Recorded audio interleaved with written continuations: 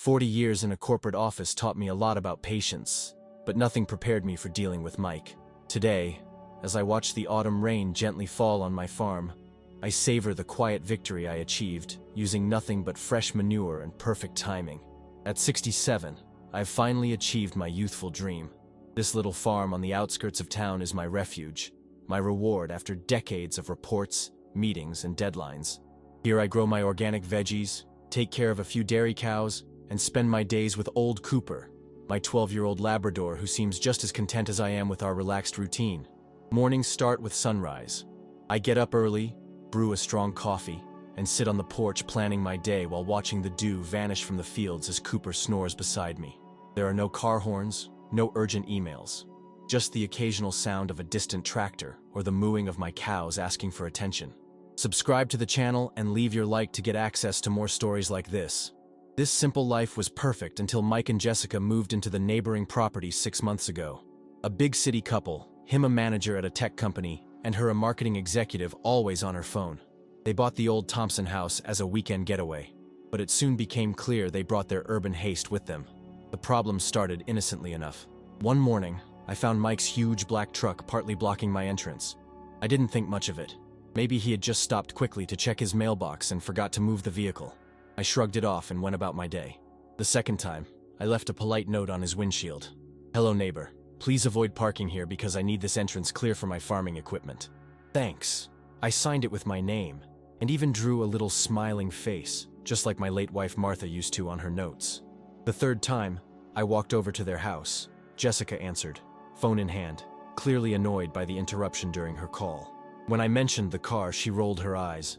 "Mike leaves very early for work, and this entrance is more convenient for him. You hardly use it anyway, like you have other places to be." Her condescending tone caught me off guard. Before I could reply, she had already closed the door.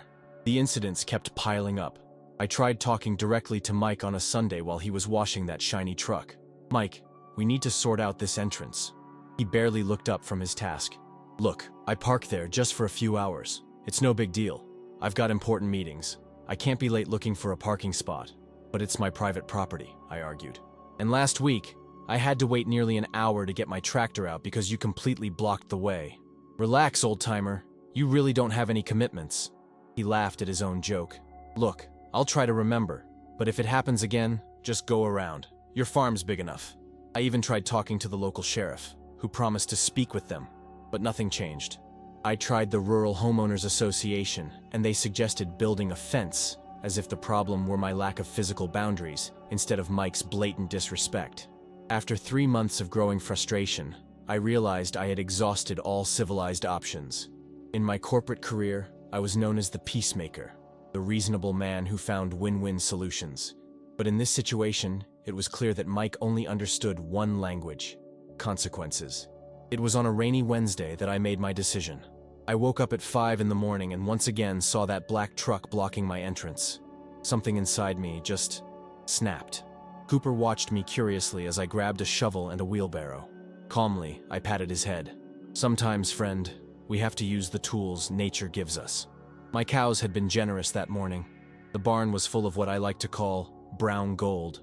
Fresh, sticky manure, aromatic in all its countryside glory. With the wheelbarrow loaded to the brim, I walked methodically under the light drizzle, feeling surprisingly calm for someone about to carry out such a premeditated act of revenge. Cooper trailed behind me, as if he understood that something extraordinary was happening. My old friend kept a safe distance as I strategically positioned my load around Mike's truck. I started by spreading a generous layer where he'd definitely step when getting into the vehicle. A natural doormat, you might say. Then, I created an unavoidable path on the driver's side to ensure there was no escape. The light rain made everything even slipperier, a perfect blend of nature and my plan. I worked with the precision I'd honed from decades of building spreadsheets and corporate budgets. Every portion of manure was placed with purpose, like pieces on a chessboard. I gave special attention to the rear tire, setting a small trench that would ensure the truck got a little stuck. I did it all without haste or open anger. It was just a necessary task, like trimming apple trees or fixing a fence. When I finished, I stepped back to admire my work. The layout looked almost artistic, a perfect example of rustic decoration around that gleaming urban machine. I felt no remorse. After all, I wasn't damaging someone else's property, The manure was simply a natural part of farm life that Mike both despised and yet was continually invading. If he wanted to park on my farm, he should be ready to experience it fully. I went back home, washed my hands, and brewed a fresh coffee. I set my rocking chair near the kitchen window, which had a perfect view of the scene I'd set up. Cooper settled beside me, his graying muzzle resting on my slippers. "Now we wait," I murmured, patting his ears. The clock read 7:15 when the neighbor's door opened. Mike appeared, his hair neatly styled, in an impeccable navy suit with a leather briefcase in hand. Even from a distance, you could tell he was in a rush, the determined stride of someone perpetually late for something supposedly important. I brought the cup to my lips, sipping slowly. Cooper lifted his head, suddenly alert. Mike was just a few meters from the truck when his step faltered. I noticed the exact moment he saw something different around his vehicle. He stopped and leaned forward, as if he couldn't believe his eyes. Then, cautiously, he tried to find a safe path. There wasn't any. His first misstep came when he tried to go around the front. His Italian shoe sank into a puddle cleverly hidden by the rain. I saw his arms flail as he tried to regain his balance, his executive briefcase nearly slipping from his grasp. "What the hell is this?" His voice rang out, loud and outraged, shattering the morning silence. He looked around furiously, his gaze inevitably falling on my house. Our eyes met through the window. I raised my cup in a silent toast, not smiling, just acknowledging his presence with a slight nod. His face turned into a mask of rage. He tried to maneuver around, looking for another way to reach his vehicle, only to find more of my carefully scattered gift. Every step made his situation worse. His perfectly pressed suit now sported dark stains along the trouser hems, and his shoes. Well, those shoes would never be the same. "Jessica!" he yelled as he turned toward the house. "Jessica, come here now!" The door opened again, and Jessica appeared, dressed for an important day at the office. She wore a light beige suit and high heels that looked like they cost more than my monthly potato harvest. Her perfectly styled hair swayed as she walked distractedly, her eyes fixed on her phone. "What is it, Mike? I'm late for my video conference with the investors and—" Her words were abruptly cut off as she finally looked up and took in the scene before her. "Oh my God, what happened here?" Mike dramatically pointed in my direction. "It happened. That old crazy man spread it all over." Jessica looked horrified, frozen in place as if she were witnessing a crime scene. Then, inevitably, she stepped forward for a better look, only for her stiletto to sink straight into one of my well-placed traps. "My Louboutins!" Her cry could have scared my chickens for miles. "These cost $1,200. Mike, do something." Mike tried to reach her, only to slip again and nearly fall completely. His briefcase wasn't as lucky, landing with a dull thud on a small mound I had set aside for this very moment. The spectacle that followed was straight out of a slapstick comedy. Jessica, trying to save her precious shoes, ended up leaning against the side of the truck, leaving brown fingerprints all over its gleaming paint. Mike, attempting to recover his briefcase, slipped again, this time falling with one knee into the mushy mix.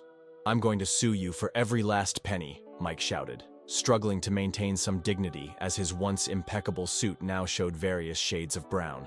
"This is vandalism! It's harassment!" Jessica had her phone poised, apparently calling someone. "I'm taking pictures of all this as evidence," she declared, precariously balancing on her ruined heels. "And I'm calling the police right now." I stayed seated, calmly watching. Cooper let out a sigh that sounded almost like a laugh. I patted his head and continued sipping my coffee. Eventually, after several failed attempts to get into the truck without getting even dirtier, Mike gave up. He tried to start the vehicle he was in, but just as I'd predicted, the rear wheels spun in place, throwing mud and bits of manure toward Jessica, who unfortunately was right in the line of fire. "I can't believe this," she lamented, looking at her once immaculate outfit now splattered with brown. "I have a presentation for the board today. How am I supposed to show up like this?" Mike kept trying to move the truck, only to make matters worse. With every new attempt, more mud and manure flew about, creating a path of destruction around the vehicle. It was like watching a torpedo circling around, repeatedly bruising both their pride. After about 15 minutes of this spectacle, Mike finally admitted defeat. He got out of the vehicle, phone in hand, presumably calling for a tow truck.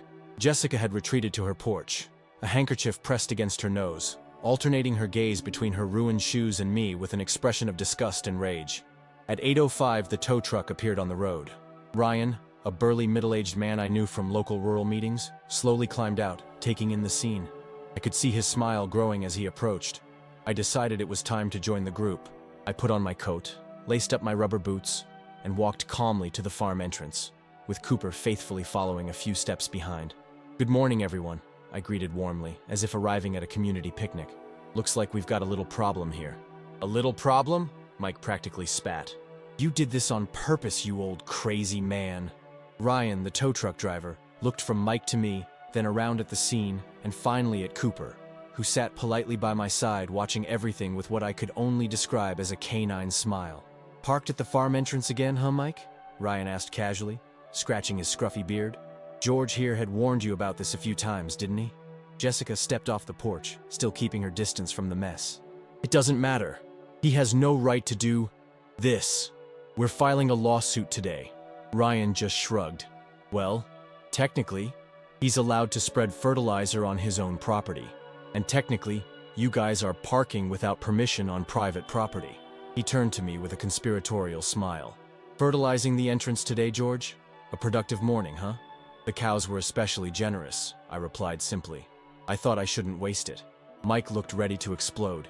His face had turned an alarming shade of red that clashed with the brown stains on his suit. "Let's get this over with," he ordered Ryan. "I need to get my car out, take a shower, and call my lawyer."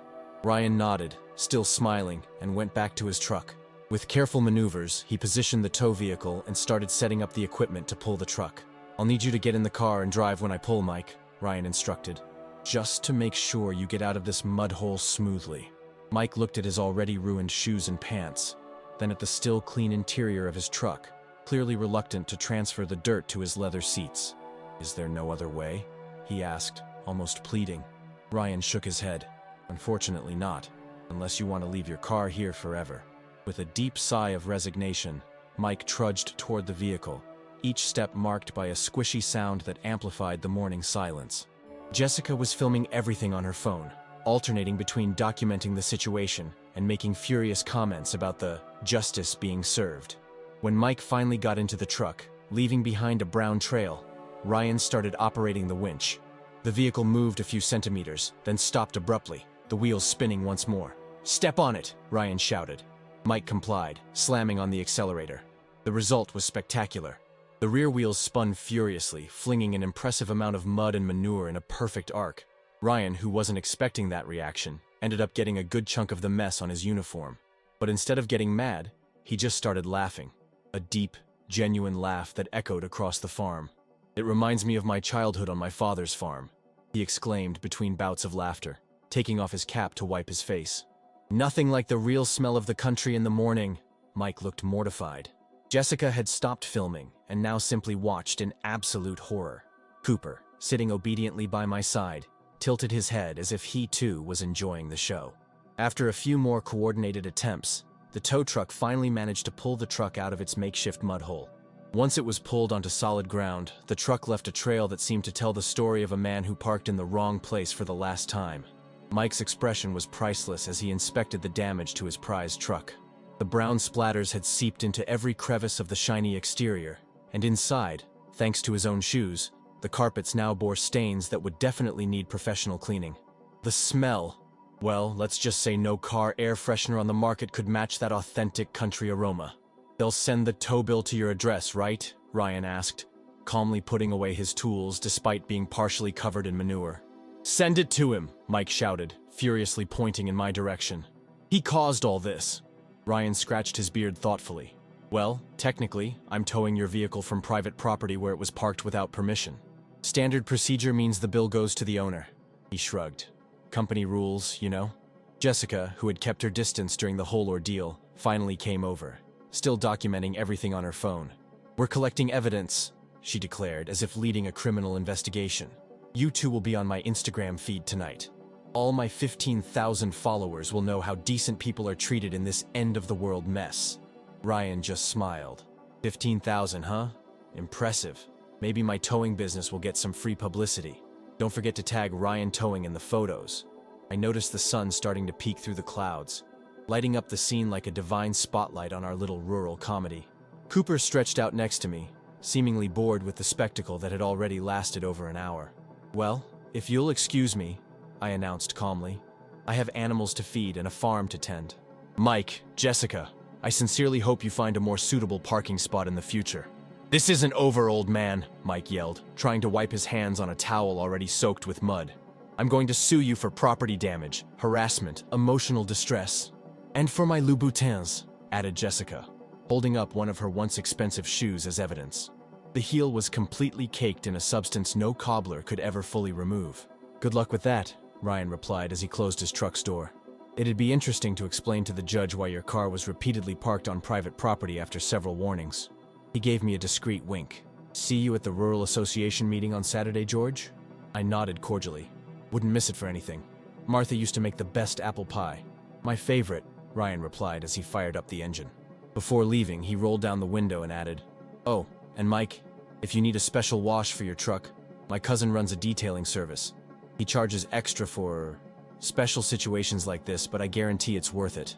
Mike muttered something inaudible that he definitely wouldn't repeat in front of his mother. Jessica, realizing her shoes were a lost cause, completely took them off, holding them between two fingers as though they were radioactive. "Come on, Mike. We're officially late."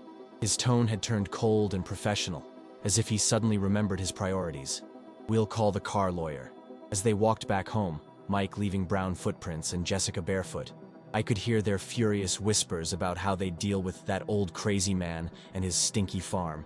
Cooper and I just watched their retreat, 2 generations each enjoying nature's justice in its own time. The rest of the day went by as usual. I fed the chickens, checked the west fence that needed repairs, and even gave Cooper a bath. Despite keeping his distance from the commotion, he came away with just a hint of the odor by association. It was around 4 in the afternoon, while I was chopping firewood for the fireplace, that I heard the sound of a patrol car approaching. Sheriff Johnston, a burly man with graying hair much like mine, parked his official car at a safe distance from the house. I rested my axe against a tree stump and walked over to greet him, with Cooper faithfully by my side. "Afternoon, George," he greeted, adjusting the belt barely holding in his ample belly. "I had an interesting visitor today." "I imagine so," I replied, offering him some fresh water, which he accepted with a grateful nod. A pretty rowdy couple. He even had residue on his jacket sleeves. The sheriff took a long gulp and then stared at me with a seriousness that didn't quite reach his eyes. "They filed a formal complaint against you. Something about vandalism, property destruction, and, let me see if I remember correctly, premeditated attack against a luxury vehicle using cow dung." I kept a neutral expression, though it was hard not to smile at the formality of the accusation. "I see. And what did you say to them?" Sheriff Johnston sighed, handing back his empty cup. "I told them the same thing I said the 3 previous times when you complained about the irregular parking. Private property is private property. If they park without permission at your entrance, they're technically trespassing." "And what about the fertilizer?" A small smile appeared under his graying mustache. "Well, there's no law that stops a farmer from spreading manure on his own property, is there? In fact, it's a common and sustainable farming practice." Cooper barked once, as if in agreement with the legal assessment.